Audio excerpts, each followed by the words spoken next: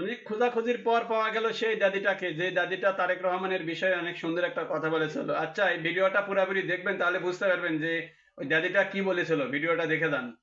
বলি, এই নির্বাচনের পূর্বে একটা ভিডিও ভাইরাল হয়েছিল যে আমাদের এখানে রাহেলা খালা আছে, উনি নির্বাচনের আগে কেউ এখন জিজ্ঞেস করছে সাংবাদিক যে আপনি কাকে ভোট দেবেন। আমি দানাচ্ছিস বাপ, ফাও কথা কয়ে লাভ নাই, ইমেন নষ্ট হবো। ফালতু কথা কমু না, মরে যা মাছ বাদে কাল। মহিলার তো আমরাই মেরে ফেলাছি, তাহলে ওর ছেলে সন্তানকে আমরা যদি না দেই ও কি নিয়ে বাঁচবো কও? আমরা মহিলা যদি ওই সন্তানকে দেই তাও তো মায়ের কথাটা ভুলে থাকতে পারবো। এইটাই কথা বাপ। তো তার সে সাক্ষাৎ করি।